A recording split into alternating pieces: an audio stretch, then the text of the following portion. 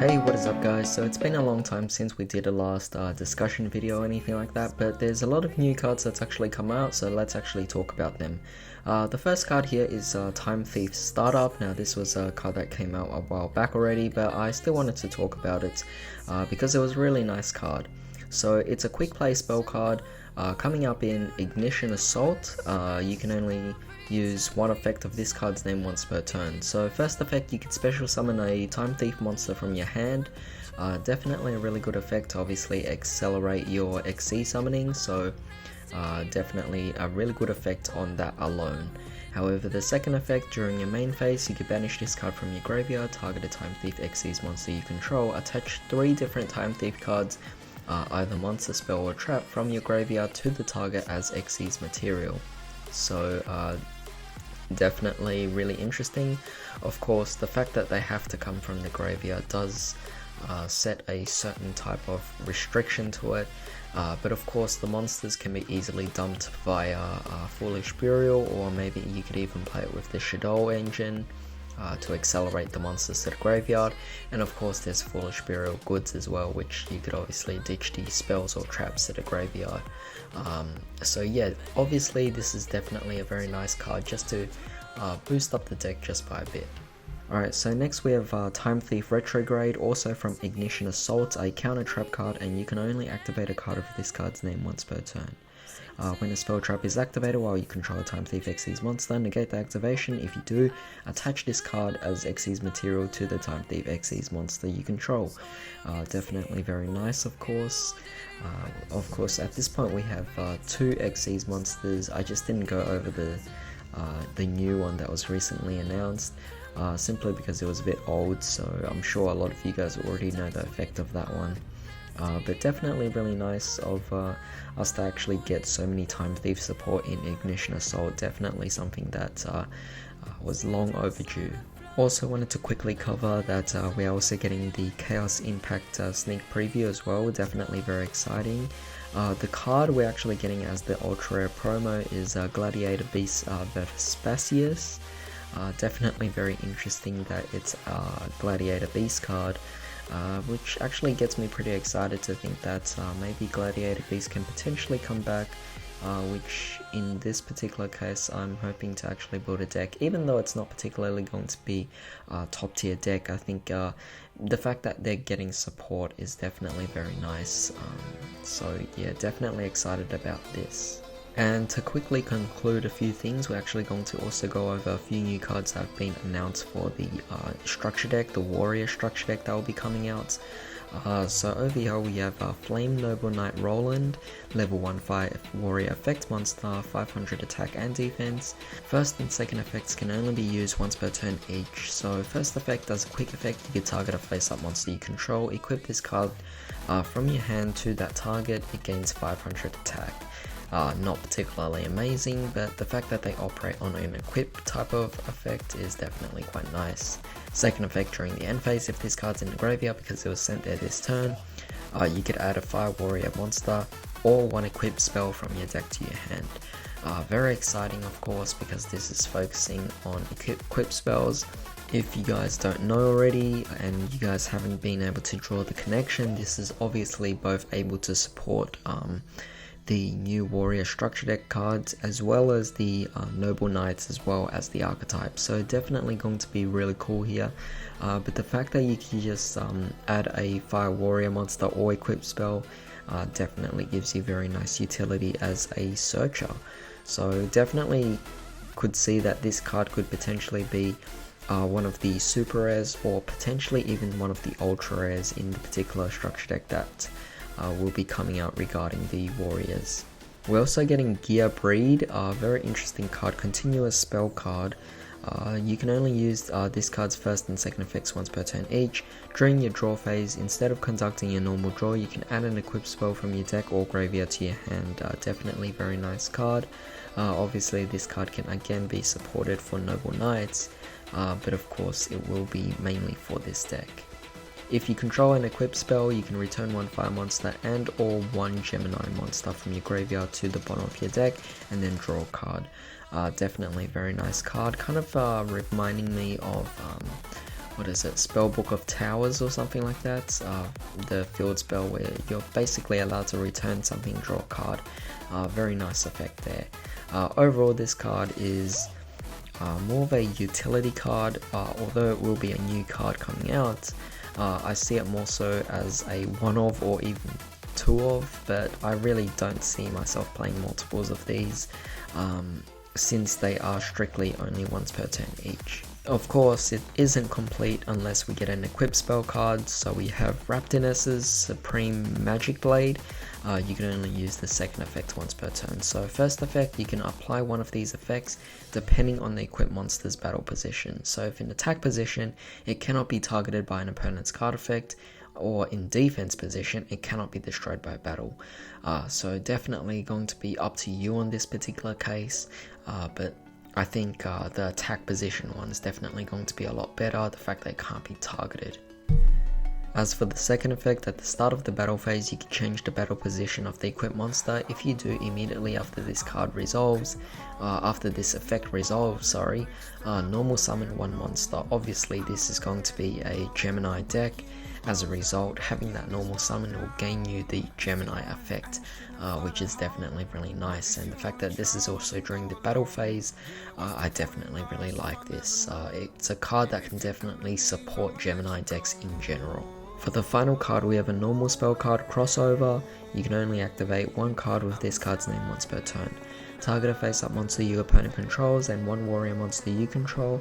Treat the first target as an equip card, and if you do, equip it to the monster you control, and if you do that, it inflicts no battle damage to your opponent for the rest of this turn. Also, if it would be destroyed by battle or card effect, destroy the monster equipped to it by this effect instead. Not particularly an amazing card, but of course it is still definitely a very nice, how should we say, utility card. I mean, given this is actually, technically it's a mind control, or perhaps even a Thousand Eyes Restrict, and it supports warrior types, as if warriors needed any more support, but yeah, it is definitely very interesting to see all these brand new cards here, so definitely looking forward to that. But we are also getting Maxi as a reprint as well in this particular structure deck. Just thought it would be interesting. Of course, in Japan, or rather in the OCG, Maxi is still actually playable, whereas for us it's banned. But there is potential that Maxi could potentially come off the ban list. It could be a small sign, but then again, we could easily just get our own TCG import that, or card that might replace this instead, so we never know. Now moving on, we're also getting some Karakuri support. Definitely very interesting. This is relatable simply because it's also part of Ignition Assault.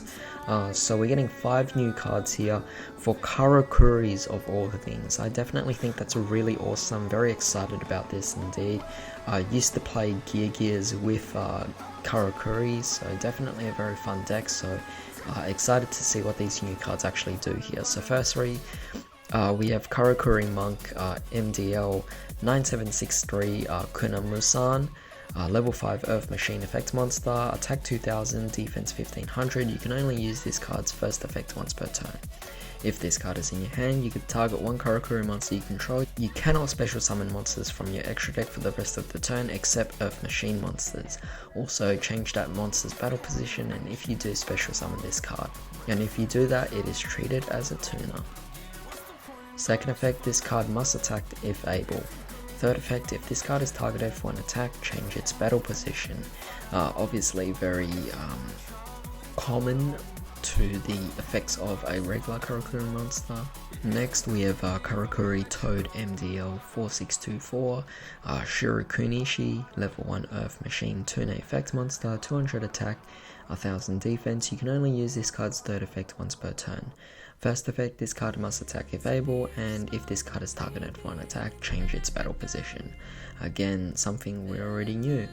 Third effect, however, quick effect, you can banish this card from your graveyard, target a Karakuri monster you control, change its battle position. So definitely very nice that it's also a quick effect, so we could obviously get a lot of things going on. Now for the interesting card, we're actually getting a synchro monster. So we have Karakuri Daigon Daigon Gen MDL 00X Burebu, level 9 Earth Machine Synchro Effect Monster, 3000 attack, 1500 defense, 1 tuner and 1 or more non-tuner machine monsters. So very nice and generic. Of course, it's going to be supporting mostly Karakuri monsters by the looks of the effects. If this card is synchro summon, you could special summon a Karakuri monster from your deck. Not too bad. Defense monsters you control cannot be destroyed by battle, so it's definitely very nice. And once per turn, if the battle position of a face-up Karakuri monster you control is changed and remains face-up, you can target one card your opponent controls and banish it. That is definitely a really nice effect. Sadly, it's once per turn. That being said, it's not a hard once per turn. What this means is if you're able to actually bring out 3 of these, all you have to do is change the battle positions of one of your Karakuri monsters, and you basically get to banish 3 cards on the field, which is pretty insane if you actually think about it. I mean, looking at it, yeah, might be a bit difficult for practice because we have cards like Nibiru, and summoning a lot of cards is definitely going to be very easy to stop. But that being said, if you manage to pull this off, you could get a really crazy board going on and pretty much come up with something really unfair. Of course, we're also getting a Karakuri spell card, so this is an equip spell, Karakuri Total Oil. You can only activate 1 card with this card's name once per turn. Activate this card by targeting a Karakuri monster in your graveyard. Special summon it if you do equip it to this card. Once per turn, if the battle position of a face-up Karakuri monster you control is changed and remains face-up, the equipped monster gains 500 attack and defense once per turn, and it's basically a monster reborn, so pretty decent card. Wouldn't say it's particularly amazing, wouldn't say it's particularly bad as well. It's just that nice neutral card that we could actually add on to the Karakuri deck itself. And last but not least, we have Karakuri Cash Lodge, normal trap card. You can only activate 1 card with this card's name once per turn. Target a Karakuri monster you control and 1 effect monster your opponent controls. Change the battle position of that first monster you control. If you do, negate the effects of the second monster your opponent controls until the end of this turn. If you control a Karakuri monster, you can banish this card from your graveyard, then target 1 face-up monster on the field, change its battle position. Overall, I definitely really do love the effects of all these Karakuri support cards. Definitely really nice, definitely a really good call on the different effects here, with the perfect restrictions needed for these, so that these wouldn't be too broken. Of course, we just went over the Synchro monster, but that being said, I think this is still very balanced for the deck itself. It is obviously following along the typical effects of the Karakuris, that being that they activate based on their change in battle positions, and all these effects are definitely very interesting. So going to be excited to see what everyone can actually make use of with these particular new cards. That being said, I'll definitely have to go out and look for a Karakuri core again, and hopefully I can build up the deck. But in the meantime, hope you guys enjoyed this video. I think this was definitely a much longer video than I would usually do, and talk about cards here. But yeah, definitely give me your thoughts about these cards in the comment section down below. But in the meantime, hope you guys have a great day. I'll see you next time. I fell where my demons dwell, my own little nightmare, I call it hell. Oh well, it's time to get back up, climbing and climbing. I'm done with this ride, is what I tell myself, so I could feel something else. Yeah, I guess I had my bad days.